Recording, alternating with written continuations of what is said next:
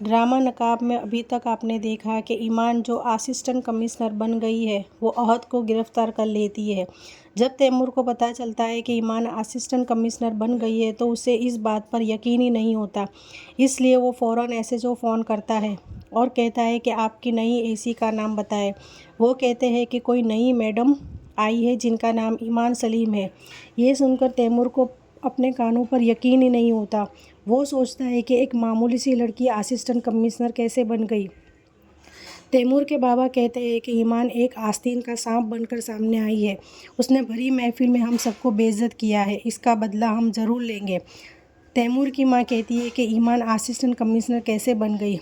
तैमूर घर आता है और छत पर चला जाता है। तैमूर कमरे में नहीं आता तो ज़ारा आती है और कहती है कि आप यहाँ क्या कर रहे हो। तो तैमूर कहता है कि तुम यहाँ से चली जाओ। तो ज़ारा कहती है कि तुम मेरे साथ ये किस तरह बात कर रहे हो। तैमूर कहता है कि मैंने तुम्हें कहा तुम यहाँ से चली जाओ, वरना मुझे तुम्हें ऐसा कुछ ना कह दूँ जो मुझे नहीं कहना चाहिए।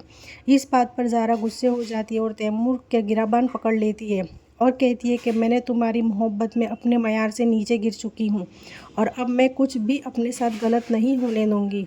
एक बार याद रखना कि जिसे हम कमज़ोर समझते वही एक दिन आपके सामने ताकतवर बनकर खड़ा हो जाता है और फिर उसके सामने आपकी इज्जत कुछ भी नहीं रहती।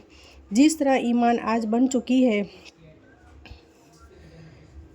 पहले वो आपके सामने बिल्कुल कमज़ोर थी, लेकिन आज वो आपके सामने ताकतवर बन चुकी है, जिसने आपकी रातों की नींद उड़ा दी है। ये बात सुनकर तैमूर को गुस्सा आ जाता है और वो वहाँ से चला जाता है।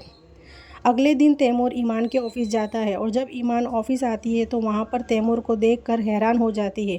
तैमूर ईमान से कहता है कि क्या बात है, तुमने तो बड़ी तरक्की कर ली है, तुम तो एसी बन चुकी हो। ये बात पर ईमान कहती है कि तुम मेरे साथ तमीज़ से बात करो और तुम्हारी हिम्मत कैसे हुई मेरी ऑफिस में आने की। तैमूर कहता है कि क्या बात है, चींटी के भी पर निकल आए। तैमूर कहता है कि तुम्हें पता है ना मैं कौन हूँ और तुम मुझसे किस तरह बात कर रही हो। ईमान कहती है कि मुझे पता है कि आप एक निहायत ही घटिया इंसान हो। तैमूर ईमान को कहता है कि तुम फ़ौरन अहद को छोड़ दो। ईमान कहती है कि तुम अहद की सिफारिश मत करो, अब तुम्हें इसके लिए कोर्ट ही आना होगा। उस वक्त ईमान से तैमूर कुछ नहीं कहता और वहाँ से चला जाता है। एक पार्टी में ईमान और बिलाल मिलते हैं। वहाँ बिलाल की आंख में कुछ चला जाता है। जब ईमान बिलाल की मदद को जाती है तो बिलाल मुझसे कहता है कि इसकी कोई ज़रूरत नहीं है।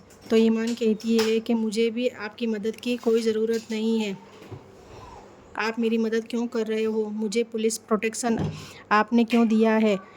इससे बिलाल कहता है कि मुझे जो ठीक लगा वो मैंने किया है, आपका इतना ओवर कॉन्फिडेंट होना भी अच्छी बात नहीं है। आपका जिससे मुकाबला हुआ है वो बहुत ही ताकतवर लोग हैं, इसलिए होशियार रहना। और वैसे भी तुम्हारे खिलाफ़ एक शिकायत आई है जो अभी मेरे मुझ तक ही है।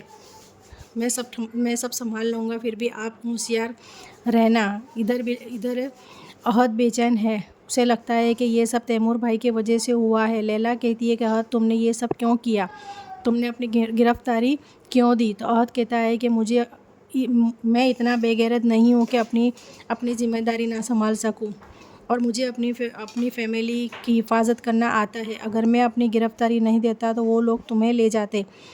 और अहद लैला को कहता है कि तुम पता लगाओ कि तुम्हारे फार्म हाउस पर गैर कानूनी काम कौन करवा रहा है। मुझे पूरा यकीन है कि ये सब काम तैमूर भाई ही करवा रहे होंगे।